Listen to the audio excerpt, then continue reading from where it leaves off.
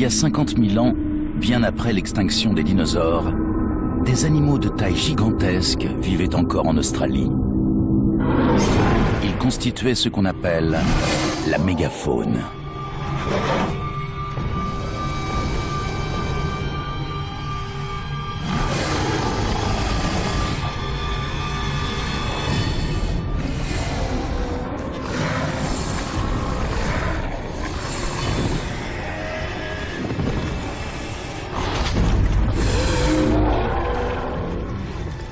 Ces poids lourds ont dominé le règne animal plusieurs centaines de milliers d'années. Puis, ils ont à leur tour disparu. Ils ont été rayés de la surface de la Terre, victimes d'une extinction massive dont on ignore encore l'origine. Mais de récentes découvertes pourraient permettre de résoudre cette énigme.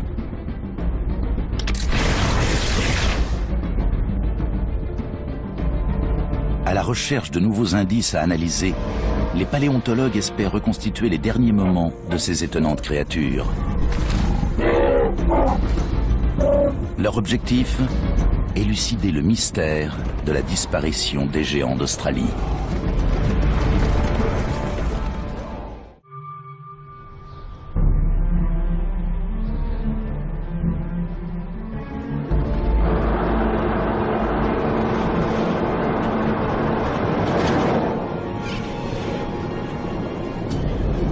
Venus des quatre coins du globe, des chercheurs se retrouvent dans une région reculée d'Australie pour enquêter sur une scène de crime préhistorique.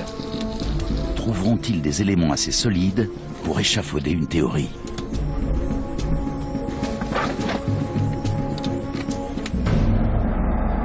Les faits se sont produits ici, environ 50 000 ans avant notre ère. C'est là que sont enfouis les secrets de la mégafaune, les espèces qui la composaient et les causes de leur mort.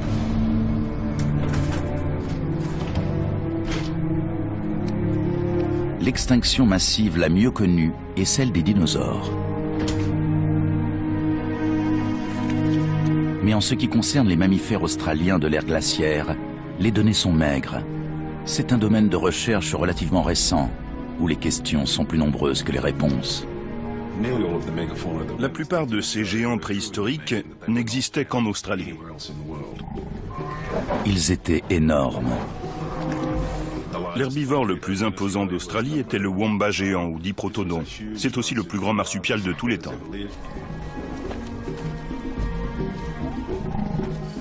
Ils étaient étranges. Le lion marsupial, par exemple, était un prédateur de la taille d'une lionne, avec des griffes acérées et des dents aiguisées. Ils étaient féroces. Il y avait aussi le plus gros lézard au monde, le Megalania prisca. C'était un varan de la taille d'un crocodile marin. Ces géants ont vécu plusieurs millions d'années. Ils ont été confrontés au changement climatique, à la sécheresse, aux feux de brousse et aux prédateurs. Leur disparition est-elle due à l'un de ces facteurs? Ou bien a-t-elle été causée par un élément encore plus dévastateur?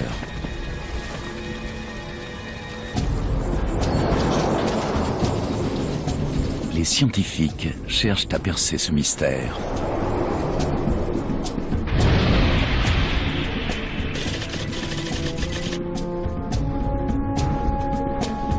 Sous la vaste plaine de Null Arbor, au sud-ouest de l'Australie, des spéléologues ont fait une découverte capitale. De quoi mettre en émoi toute la communauté scientifique. Ils ont retrouvé un squelette entier de lion marsupial, ou Thylacoleo, dans un état absolument parfait. La grotte a créé des conditions exceptionnelles de conservation. Le paléontologue Gavin Prideaux dirige la mission chargée de dégager les ossements. J'ai vraiment ressenti quelque chose d'unique. Je n'en revenais pas que ce spécimen soit aussi bien conservé. Il était en si bon état qu'on avait l'impression que l'animal venait de rendre son dernier souffle.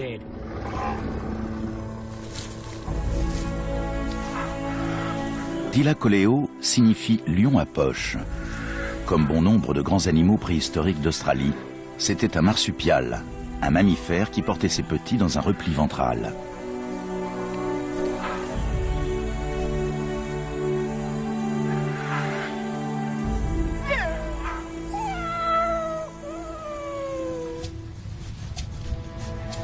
Ce squelette n'est qu'un des multiples fossiles qui ont été retrouvés dans cette véritable caverne d'Ali Baba. La plupart datent de plusieurs centaines de milliers d'années, et 8 d'entre eux concernent des espèces encore inconnues. Avant les géants d'Australie, d'autres grands animaux terrestres ont connu une extinction massive. Mais la mort de la mégafaune est relativement récente. Elle est survenue il y a moins de 50 000 ans et personne n'en connaît la cause.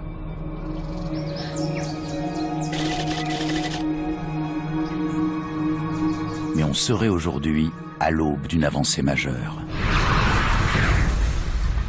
À l'Institut de recherche arctique et alpine du Colorado, les chercheurs commencent à reconstituer le puzzle. Ils ont examiné les coquilles d'œufs d'une espèce éteinte. Il s'agit de l'un des plus grands oiseaux coureurs de tous les temps.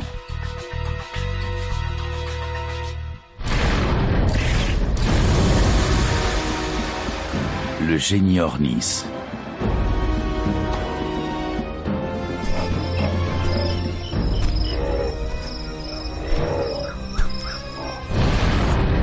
Ces fragments de coquilles fossilisées contiennent des informations sur le type de végétaux dont il se nourrissait juste avant son extinction.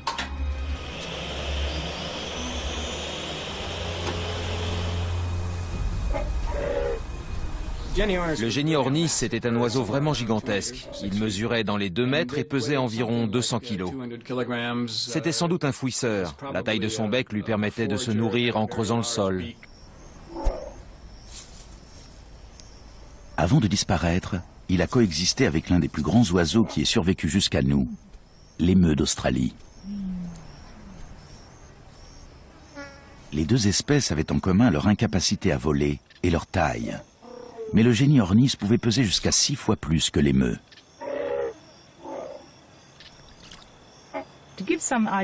Pour avoir une idée de sa taille, on peut le comparer avec l'émeu que nous connaissons. Là, c'est un os que j'ai pris sur un émeu renversé par une voiture. C'est un fémur, l'os de la cuisse. Et là, c'est le même os, mais provenant d'un Géniornis. Non seulement il est plus long, mais aussi beaucoup plus épais et dense. C'était un animal extrêmement massif.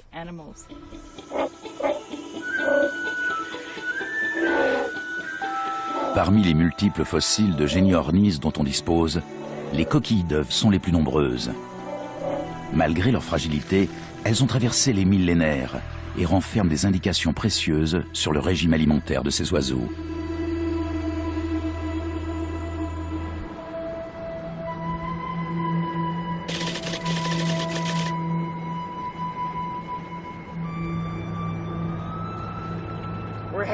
On se dirige vers Coral Bay, à l'extrémité ouest du pays.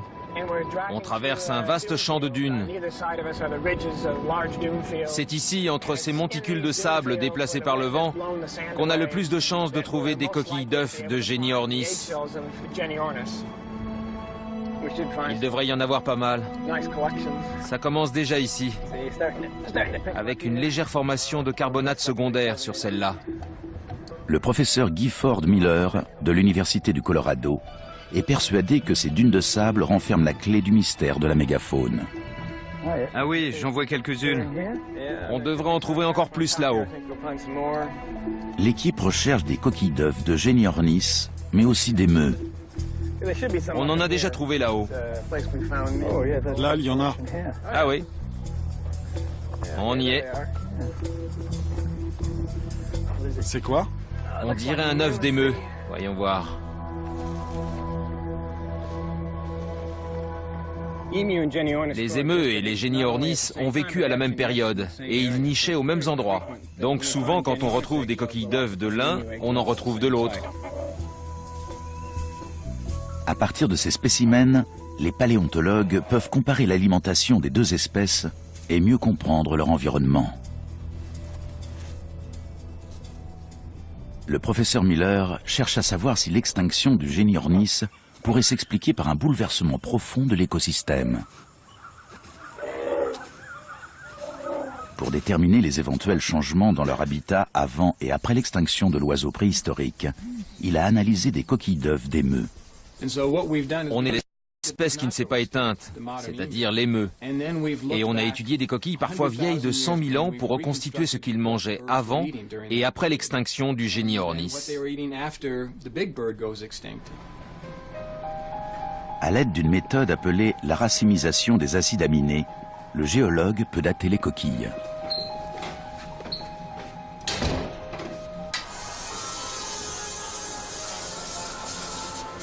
Et il peut aussi avoir un aperçu du régime alimentaire de ce drôle d'oiseau. Les acides aminés de ces coquilles contiennent en effet plusieurs types de carbone qui correspondent à diverses nourritures. Puisqu'on sait que l'émeu est herbivore, il est possible de quantifier la proportion d'atomes de carbone issus des différents végétaux absorbés: herbacées, buissons, feuilles d'arbres, graines et fruits. On a vu qu'il y a plus de 50 000 ans, l'émeu se nourrissait de toutes sortes de végétaux, comme des herbes, des feuilles ou des arbrisseaux. Mais après l'extinction du Géniornis, tout un pan de cette végétation a disparu du régime de l'émeu, qui s'est tourné vers d'autres ressources alimentaires.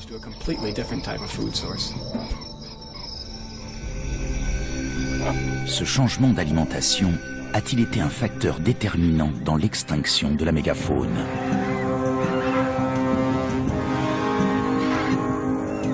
À l'époque où vivaient ces animaux, le centre de l'Australie était une région luxuriante qui abritait une grande variété d'espèces.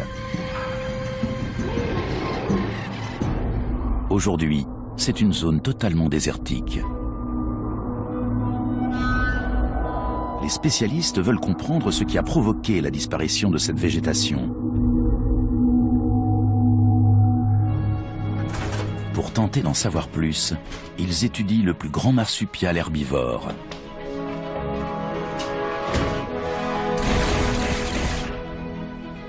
Le wombat géant, ou diprotodon.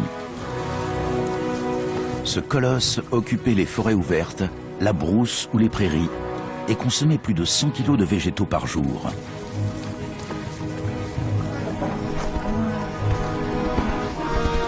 Pour manger à sa faim, il parcourait d'énormes distances.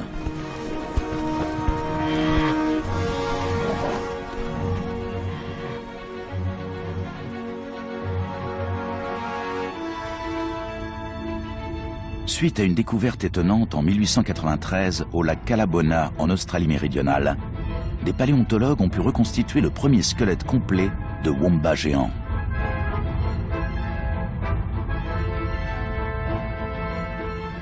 Depuis, des centaines d'autres fossiles ont été retrouvés sur ce site, dont des groupes de wombats embourbés dans un lac asséché. C'est la première fois qu'une cause de décès apparaît clairement. Tout porte à croire qu'ils seraient morts de soif au cours d'une sécheresse. Mais en période d'aridité, une grande taille peut également avoir des avantages. Les animaux les plus gros dominent les autres et s'approprient les rares points d'eau et les maigres ressources alimentaires. Quand la nourriture vient à manquer dans une zone très touchée par la sécheresse, les espèces de grande taille ont des réserves de graisse plus importantes et peuvent parcourir de longues distances pour trouver à manger. Les wombats géants étaient donc parfaitement équipés pour survivre à la sécheresse et dénicher de la nourriture. Ils ne semblaient pas être les plus menacés par l'extinction. Mais peut-être avait-il un point faible. Sa façon de se déplacer est étroitement liée à sa taille gigantesque.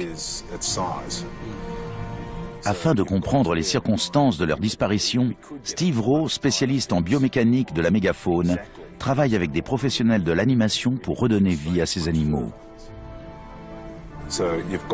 Il ne faut pas oublier qu'il pesait dans les 2 ou 3 tonnes. On s'est inspiré du rhinocéros pour recréer ces différentes démarches. Oui. Le rhinocéros est sans doute l'animal vivant le plus proche en termes de biomécanique.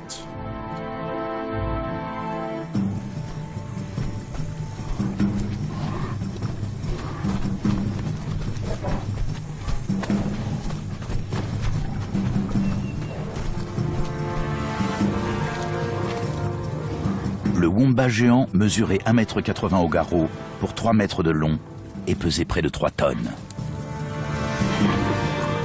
Mais ces dimensions hors normes n'ont pas suffi à le protéger d'un environnement hostile et de prédateurs impitoyables.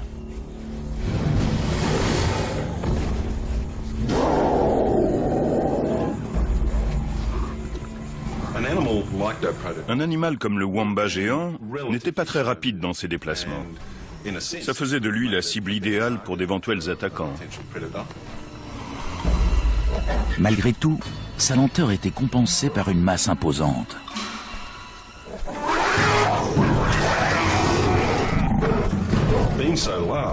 Il était tellement énorme qu'il pouvait facilement intimider l'ennemi rien que par sa stature. L'une des solutions pour échapper à la prédation, c'est d'avoir une corpulence dissuasive. Il paraît donc inconcevable qu'une espèce aussi gigantesque ait été réduite à néant par des prédateurs. Leur grande taille aurait-elle pu se retourner contre eux? D'autres animaux géants et voraces ont succombé à une extinction massive plusieurs millions d'années auparavant. Et si la clé de l'énigme était à chercher du côté des dinosaures?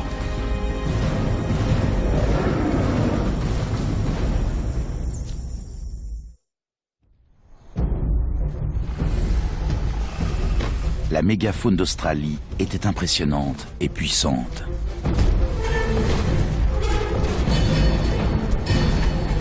Elle comprenait des marsupiaux,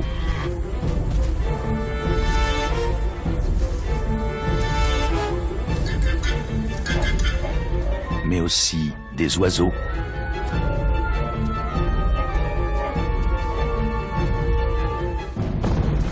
sans oublier le plus grand lézard de tous les temps. Le Mégalania appartenait à la famille des Varanidés.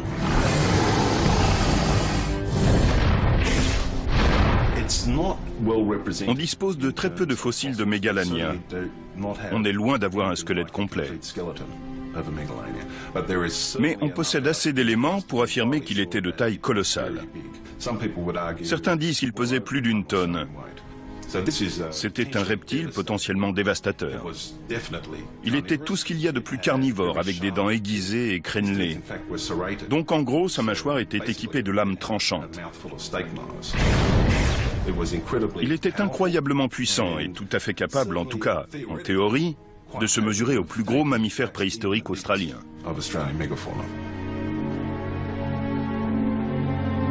Comment ce redoutable varan a-t-il pu s'éteindre? Peut-être faut-il chercher des éléments de réponse quelques millions d'années avant la disparition de la mégafaune d'Australie, quand d'autres géants se sont éteints. Les dinosaures.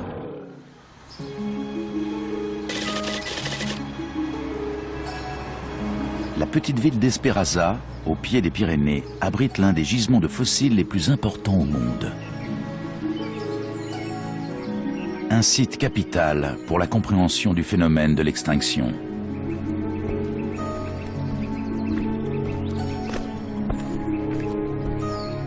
Jean Leleuf est paléontologue. Il est responsable des fouilles qui ont permis d'exhumer les ossements d'une dizaine d'espèces de dinosaures. Des spécimens qui ont entre 65 et 80 millions d'années. Là-dessus, il y a 6 espèces environ de dinosaures herbivores et 3 ou 4 espèces différentes de dinosaures carnivores qui ont été identifiées. Les os fossilisés de ce site contiennent de précieuses indications sur le lien entre la taille d'une espèce et le risque qu'elle disparaisse. voici à l'heure actuelle le scénario le plus probable pour expliquer l'extinction des dinosaures. Il y a 65 millions d'années, une météorite de 10 km de diamètre a heurté la Terre à l'emplacement actuel du sud-est du Mexique.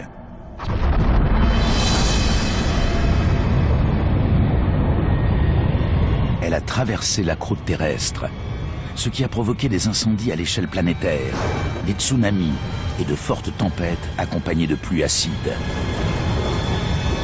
La poussière et les débris projetés dans l'atmosphère ont bloqué une grande partie des rayons du soleil et entraîné une chute des températures sur l'ensemble du globe. Ce cataclysme aurait rayé de la planète tous les dinosaures et au moins 50% des espèces qui existaient à l'époque.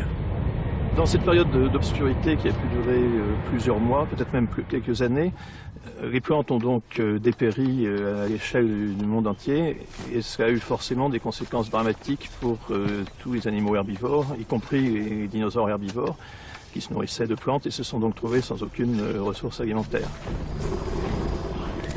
Lorsque les dinosaures herbivores sont morts de faim, les carnivores ont péri à leur tour, faute de proie.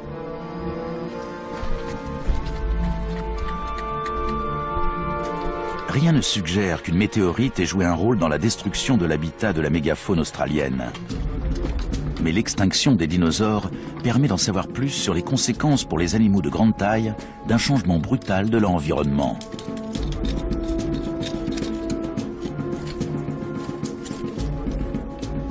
De nombreuses espèces ont disparu suite à la chute de la météorite, mais certaines ont résisté. Les survivants avaient tous un point commun, ils étaient de petite taille.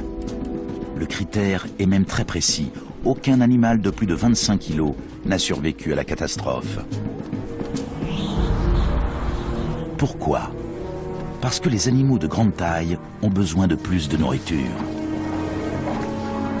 La disparition de la faune préhistorique d'Australie pourrait-elle être liée à sa taille gigantesque et à une pénurie soudaine de végétation? Pour le savoir, les chercheurs doivent reconstituer les conditions environnementales de l'époque.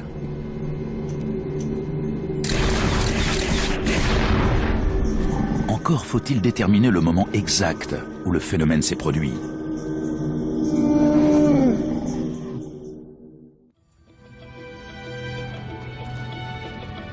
Parmi les paléontologues, la date de l'extinction de la mégafaune a longtemps fait débat. Dans le sud-ouest de l'Australie, une découverte étonnante va leur fournir une nouvelle piste. Des équipes ont exhumé les os fossilisés de ce qui semble être un kangourou géant. On a là un morceau de squelette de kangourou à museau court, ou Procoptodon, une espèce éteinte très répandue en Australie jusqu'à 40 ou 50 000 ans avant notre ère. On le trouvait dans toute l'Australie méridionale et plus particulièrement dans l'ouest. Les paléontologues ont d'abord cru qu'il s'agissait juste d'un très grand kangourou. Mais le Procoptodon adulte pouvait atteindre 3 mètres, quasiment 3 fois plus que le kangourou actuel.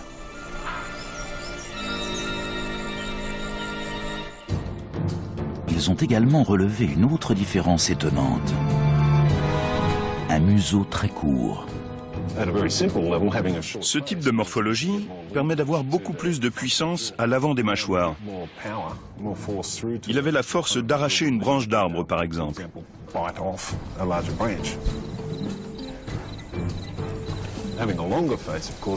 revanche, les animaux qui ont un museau plus long peuvent brouter tout en gardant les yeux à une certaine hauteur, ce qui leur permet de voir venir d'éventuels prédateurs. Grâce à sa taille gigantesque, le Procoptodon avait peu de crainte de ce côté-là.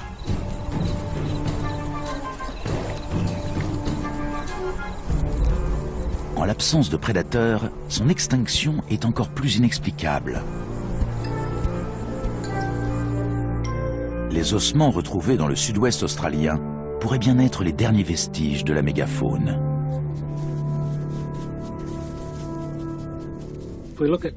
Parmi les différentes strates qu'on a découvertes ici, celle-ci semble être la dernière à contenir de nombreux restes de mégafaune. Il y en a un peu au-dessus, mais beaucoup plus en dessous. Donc il semblerait que ce niveau corresponde à la période d'extinction de la mégafaune au sud-ouest de l'Australie. Les paléontologues doivent maintenant délimiter avec précision cette période. Pour cela, ils ont recours à une méthode qui permet de dater des échantillons vieux d'1 million d'années.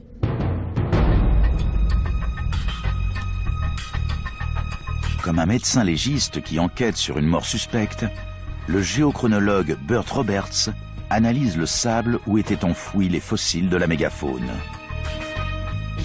Il emploie une technique de pointe, la datation par luminescence, pour déterminer à quel moment le sable a été entraîné au fond de la grotte par la chute mortelle d'un animal.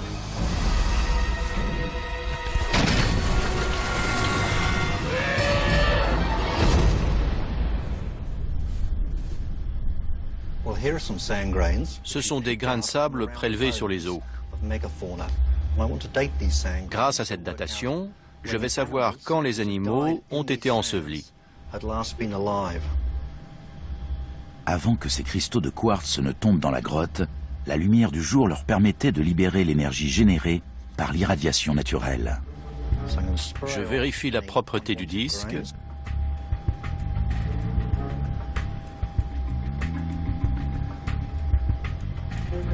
Et je le place sur le carrousel. Une fois ensevelis, ces cristaux ont emmagasiné jour après jour la radioactivité naturelle ambiante de la grotte.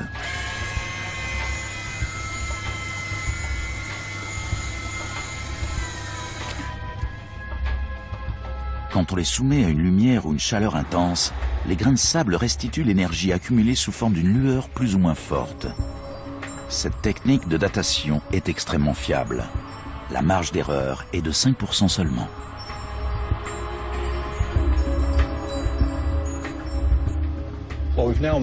Voici les résultats pour chaque grain. L'un d'eux génère une lueur d'une intensité suffisante pour nous indiquer à quel moment ces sédiments sont tombés dans la grotte et ont recouvert les cadavres d'animaux.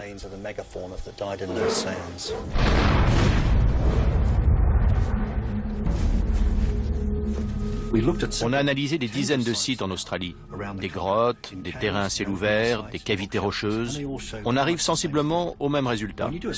Si on fait la moyenne de toutes les dates obtenues, la période en question semble se situer entre moins 51 000 et moins 40 000 ans. C'est au cours de cet intervalle que la mégafaune s'est éteinte. La révélation de la période de la disparition des géants d'Australie est une étape décisive. Mais les paléontologues veulent encore affiner le résultat.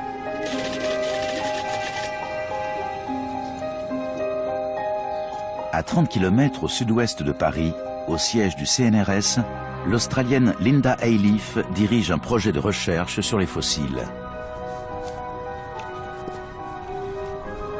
À l'aide d'un procédé chimique appelé la datation à l'uranium-thorium, cette géophysicienne essaie d'établir une datation plus précise. Elle analyse des dépôts de calcite qui se sont formés sur le sol d'une grotte australienne suite au ruissellement des eaux le long des parois. Au fil du temps, ces concrétions ont recouvert les ossements d'animaux qui se trouvaient là. L'eau qui s'infiltre à l'intérieur des grottes contient d'infimes quantités d'uranium qui s'accumulent dans les formations calcaires. Cet uranium radioactif se désintègre ensuite progressivement en thorium. Le rapport entre uranium et thorium permet d'évaluer le temps écoulé. En datant ces coulées de calcite, les chercheurs peuvent déterminer avec précision l'âge des fossiles qu'elles renferment. Voilà comment on procède pour dater les formations souterraines de carbonate de calcium. On dissout l'échantillon dans l'acide. On obtient un concentré d'uranium et de thorium et tout le calcium reste dans la solution d'origine. Linda Ayleaf utilise un spectromètre pour évaluer la masse des molécules. La proportion d'uranium et de thorium présent révèle l'âge des fossiles.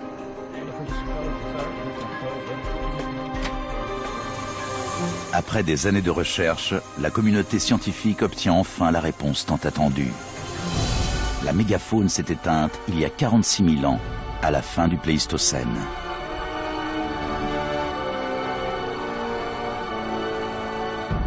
Voilà qui confirme ce qu'avait annoncé le professeur Roberts. Cela signifie que ces espèces ont disparu en relativement peu de temps. Maintenant que l'extinction de la mégafaune est datée avec précision, l'enquête peut progresser.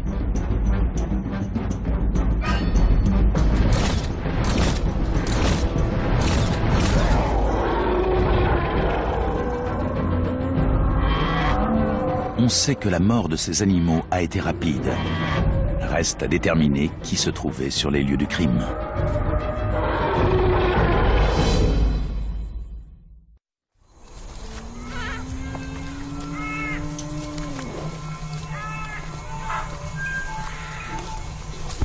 À peu près au moment de l'extinction, un nouveau prédateur a fait son apparition dans le paysage australien.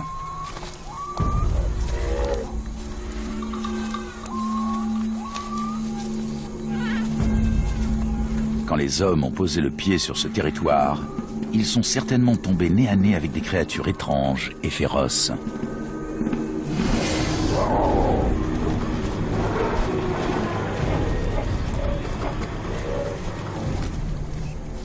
Qui étaient ces premiers humains et d'où venaient-ils? Ont-ils une part de responsabilité dans l'extinction de ces espèces?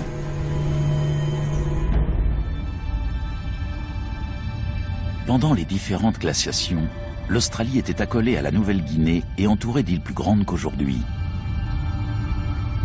Les bras de mer qui les séparaient du continent étaient de ce fait plus étroits. Cela a permis aux premiers hommes de gagner l'Australie depuis l'Asie. Arrivés par le nord, ils n'ont pas tardé à se disperser sur l'ensemble du continent. Ils s'y seraient installés entre 40 000 et 70 000 ans avant notre ère. Pour savoir si l'homme a contribué à l'extinction de la mégafaune, les chercheurs doivent d'abord prouver qu'il a coexisté avec les plus grands animaux préhistoriques.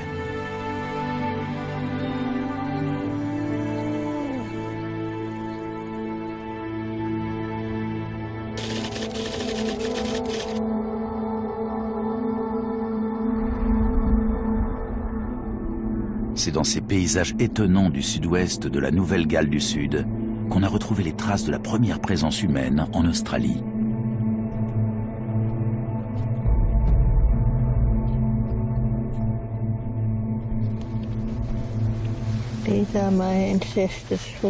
Ce sont les empreintes de mes ancêtres Gundini-Yura.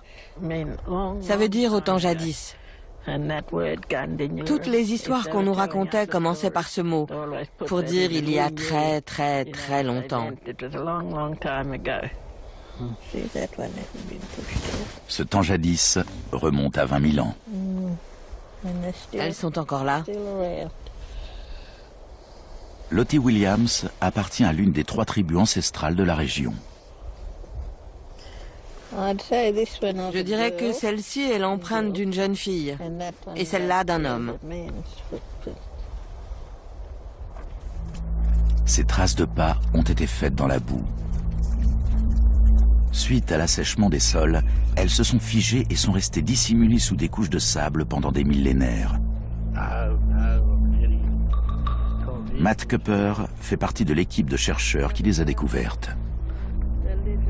Les traces de pas qu'on a retrouvées ici au lac Mungo étaient à l'origine en bordure d'un plus grand plan d'eau. Sous les couches de sable, on a retrouvé plus de 450 traces de pas. C'est le site d'empreinte du Pléistocène le plus important au monde. Elles nous en apprennent beaucoup sur le comportement social de cette population préhistorique. Elles indiquent qu'ils étaient entre une dizaine et une vingtaine d'individus. On peut donc en conclure que la société aborigène s'organisait en petits groupes. Il y a des empreintes aussi bien de jeunes enfants que d'hommes adultes. Donc ça veut dire qu'une famille entière ou un clan a transité par ici.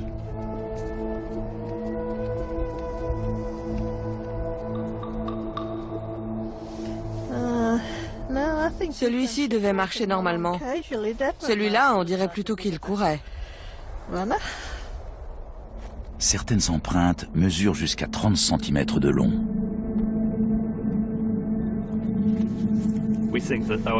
On pense qu'ils étaient très grands, et l'écart entre chaque pas indique qu'ils couraient vite, peut-être même à 20 km/h. On a donc affaire à des individus puissants et en bonne santé, capables de fournir des efforts considérables.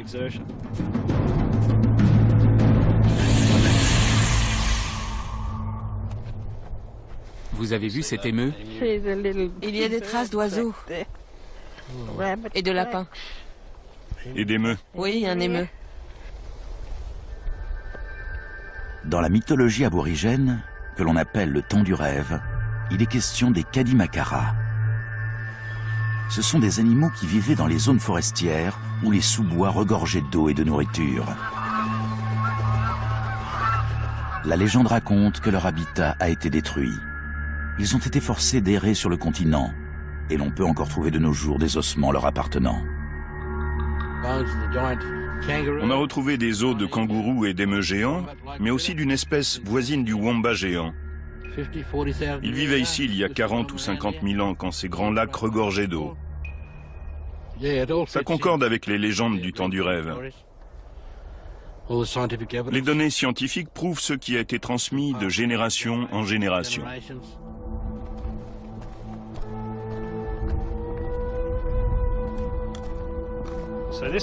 Cette unité sédimentaire du lac Mungo a entre 40 et 60 000 ans. Ça correspond à peu près à la période où la mégafaune s'est éteinte. Et ce qui est intéressant, c'est qu'on y trouve les traces des premiers humains de la région des lacs Willandra. D'abord, il y a les squelettes de l'homme et de la femme de Mungo, mais aussi des objets en pierre qui ont entre 42 et 50 000 ans. Il y a une fourchette de 4 ou 5 000 ans pendant laquelle on pense que l'homme et la mégafaune ont cohabité sur le continent austral. C'est pendant ce laps de temps relativement court que la mégafaune s'est éteinte.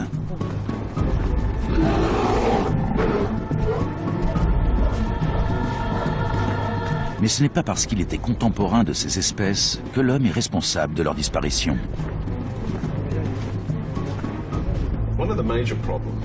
Ceux qui pensent que l'homme a contribué à l'extinction de la mégafaune d'Australie sont confrontés à une absence de preuves. En Australie, on n'a jamais trouvé un seul site de chasse. On a peu d'éléments sur une éventuelle interaction entre l'homme et une espèce de grande taille.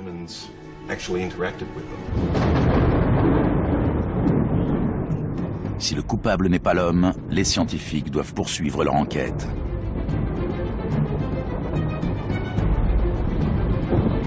Ils se tournent vers l'un des facteurs d'extinction massive le plus fréquent, le changement climatique.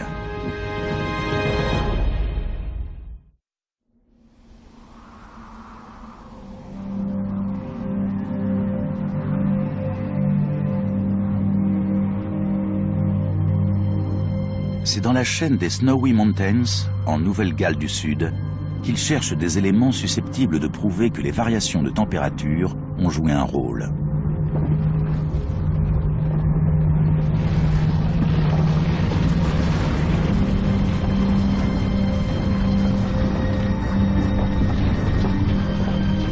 Le relief de ces montagnes a été découpé par le passage des glaciers du Pléistocène. Dans cette région au climat rude et au paysage accidenté, le temps semble s'être arrêté. Pour comprendre pourquoi la mégafaune australienne a disparu, il faut prendre en compte les mutations climatologiques avant et après l'extinction. Au cours de son histoire, la Terre a connu plusieurs périodes de glaciation.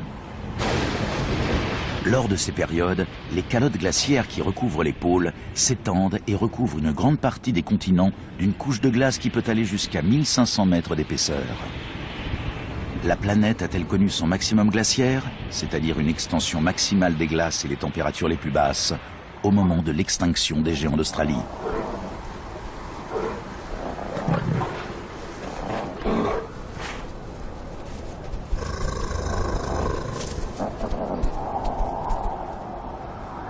Les Snowy Mountains font partie des rares régions australiennes qui étaient recouvertes par les glaces au Pléistocène. Sur l'ensemble du continent, les températures ont chuté en moyenne de 5 à 10 degrés. Mon travail dans ces montagnes consiste à déterminer le moment de la dernière glaciation et les températures les plus basses. J'ai prélevé des échantillons sur des surfaces créées par les glaciers, que ce soit les stries qu'ils ont gravées dans le socle rocheux ou les blocs de pierre qu'ils ont charriés derrière eux. Lorsqu'il aura établi à quand remonte la première interaction entre ces surfaces rocheuses et les glaciers, Tim Barrows pourra en déduire les dates des différentes glaciations. Si l'une d'elles coïncide avec l'extinction de la mégafaune, cela pourrait prouver que le changement climatique en a été la cause. Quand un glacier progresse sur un continent, il récure tout sur son passage et crée de nouvelles surfaces qui sont exposées aux radiations de l'espace. La Terre est constamment bombardée par les rayons cosmiques qui traversent l'atmosphère et ça provoque des réactions nucléaires à l'intérieur de la roche. Ces réactions génèrent de nouveaux éléments radioactifs. Grâce à la quantité de produits radioactifs présents dans la roche, on peut savoir quand la surface a été décapée par un glacier pour la dernière fois.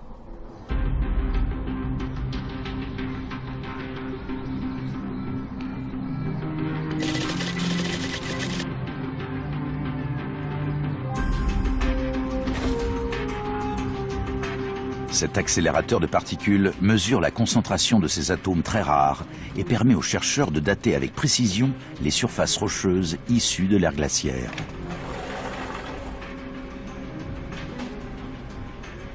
Quand on rapporte notre échantillon au labo, on doit d'abord le traiter chimiquement pour isoler ces éléments présents en très faible quantité. On dépose ensuite l'échantillon sur une plaque qu'on place dans l'accélérateur. C'est bon. On va augmenter le faisceau de 25%. La première glaciation remonte à environ 60 000 ans. La seconde aura eu lieu il y a 30 000 ans et la dernière il y a 19 ou 20 000 ans. L'étude montre que le maximum glaciaire n'a été atteint que bien après la disparition de la mégafaune.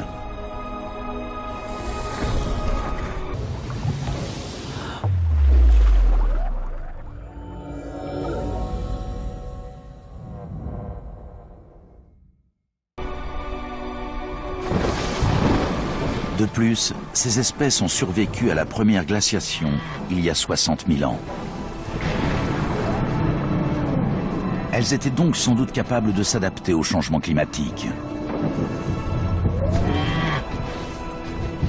Des empreintes fossilisées près du lac Calabona en Australie méridionale confirment que le wombat géant avait un pelage épais. On peut très bien envisager que la fourrure de ces animaux devenait plus épaisse ou plus fine en fonction des variations du climat. Les périodes glaciaires australiennes s'accompagnent souvent d'épisodes extrêmement arides. Lors de la dernière en date, le niveau des mers a chuté de près de 90 mètres et l'île de Tasmanie s'est rattachée au continent austral. La glaciation allait de pair avec un assèchement du continent. Les déserts ont progressé et la végétation n'existait plus qu'en montagne. Des conditions certainement très hostiles pour les animaux de grande taille. La variation de la longueur du poil est un moyen d'adaptation qui demande peu d'efforts. Mais modifier sa physiologie pour supporter un climat aride, c'est autre chose. La théorie est simple. La mégafaune a peut-être été décimée par une sécheresse extrême. Mais le prouver s'avère plus compliqué.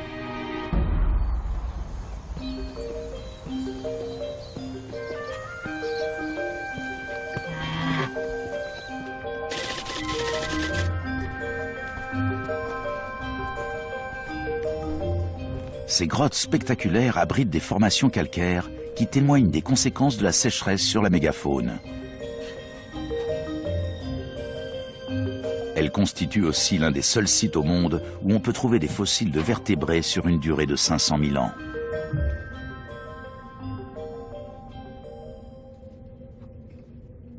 Cette période très étendue permet aux paléontologues d'étudier les effets de la forte baisse des précipitations sur la mégafaune. Linda Ayleaf participe à ce nouveau programme de recherche. Ces concrétions calcaires obéissent à un schéma de formation différent selon que la période est humide ou aride. On prélève des échantillons de stalactites et de stalagmites à plusieurs endroits de la grotte et on date leur formation. Ces données sont ensuite recoupées avec l'âge de différents fossiles du site. Les résultats indiquent que si les espèces de grande taille ont effectivement vu leur population diminuer en période de sécheresse, la plupart d'entre elles ont réussi à reprendre le dessus.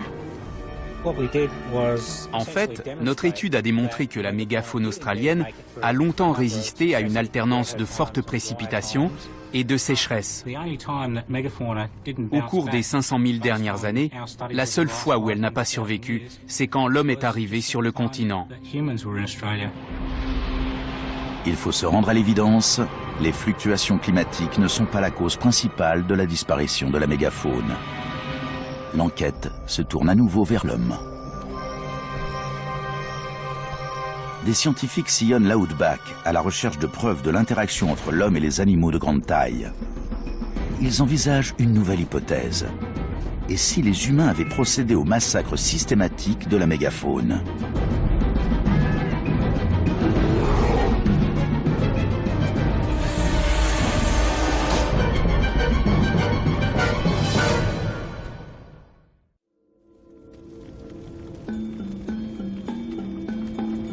Certaines grottes australiennes abritent des peintures aborigènes ancestrales très élaborées.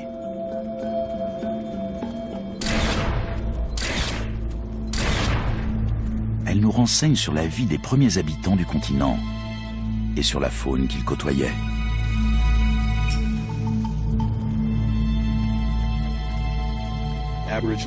Les peintures aborigènes d'Australie ont des styles très variés. Elles représentent des choses très diverses, des activités humaines, des concepts abstraits, des animaux, des végétaux. Et les techniques sont multiples.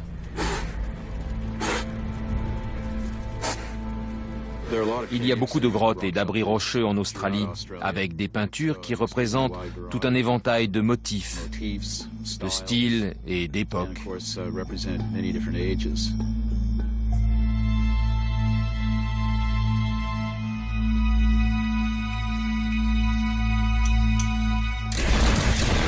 En 1984, le paléontologue Peter Murray a entendu parler d'une peinture extraordinaire en terre d'Arnhem, à l'extrémité nord de l'Australie. C'était la première fois que j'admirais une peinture aussi ancienne. Quand j'ai compris ce qu'elle représentait, j'en suis pas revenu. Elle montre une créature qui semble tout droit sortie de la mythologie aborigène du temps du rêve. Un tronc ramassé, des pattes courtes et robustes, et une longue queue. L'animal est resté longtemps non identifié, jusqu'à ce que Peter Murray note une ressemblance avec le genre des Palorchestes, une espèce géante éteinte. On a consulté toute la documentation disponible et on a passé en revue les spécimens conservés dans les muséums. Ce ne sont que des fragments pour la plupart, mais on a persévéré. On espérait tomber sur un squelette plus complet qu'on pourrait comparer à la peinture. La recherche de ce spécimen n'a pas été une mince affaire. Mais les longues années de recherche ont fini par porter leurs fruits. Ce n'est pas moi qui l'ai trouvé, mais un de mes collègues. La bonne surprise, c'est qu'il était intact.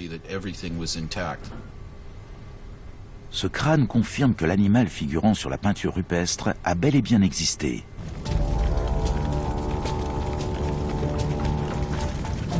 Pour la première fois, les chercheurs ont la preuve irréfutable que l'homme a cohabité avec la mégafaune d'Australie.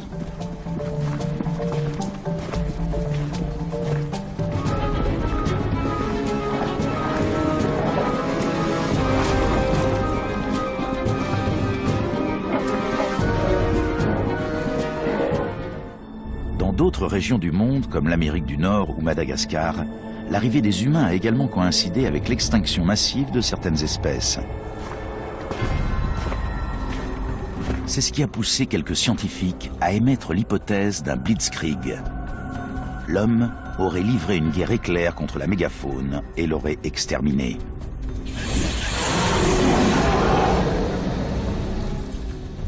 Partant du principe que l'être humain a toujours exploité toutes les ressources alimentaires à sa disposition, on peut effectivement penser que les animaux de grande taille ont été victimes d'un massacre systématique partout sur le continent.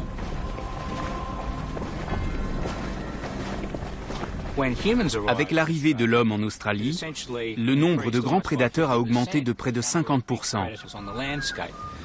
Par sa présence et par sa volonté de maintenir sa population, l'homme a eu un impact sur la mégafaune. On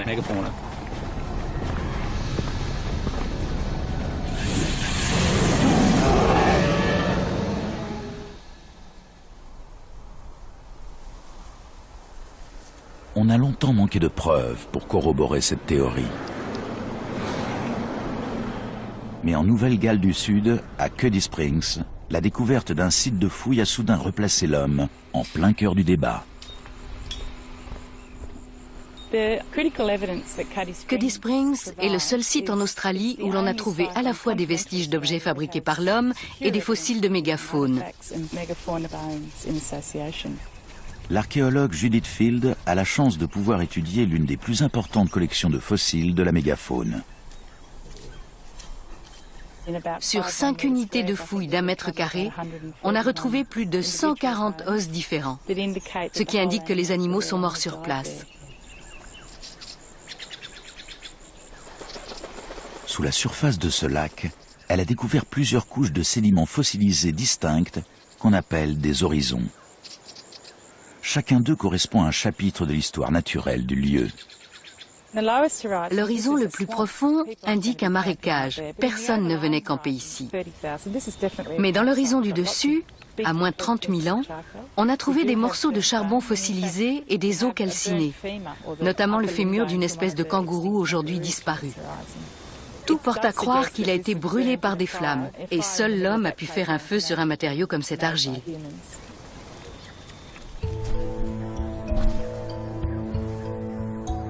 On a retrouvé entre autres sur ce site une mâchoire inférieure complète de wombat géant. Et juste à côté, un outil en pierre.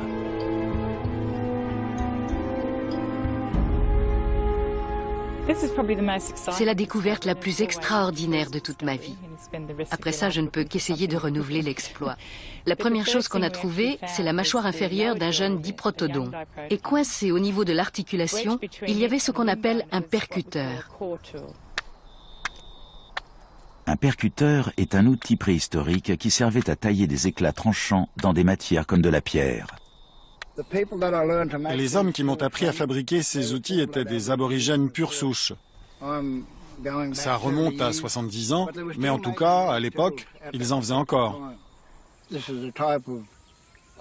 Ils utilisaient des morceaux de quartz comme celui-ci. C'est une roche très solide. Aujourd'hui, moi, je les taille avec des outils modernes. Je commence par détacher un éclat avec un marteau.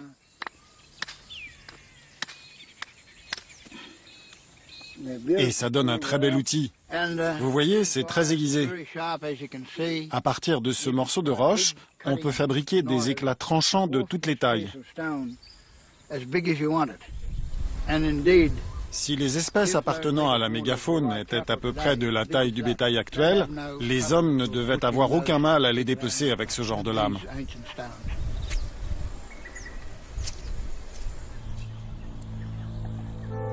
L'analyse de ces outils en pierre permet de déceler les plus infimes gouttes de sang ou fragments d'os, même des dizaines de milliers d'années plus tard.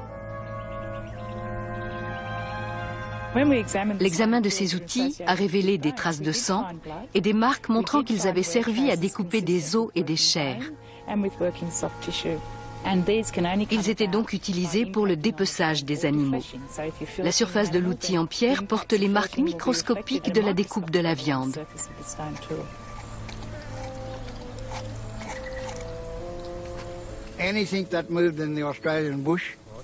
Mon peuple faisait cuire tout ce qu'il trouvait pour le manger. La mégafaune, comme les animaux de petite taille qui existaient à cette époque-là.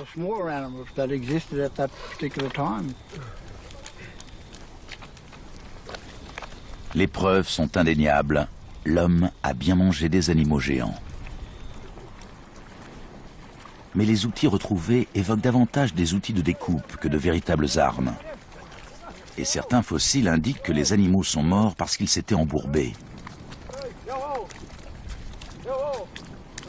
Cuddy Springs n'est peut-être qu'un immense cimetière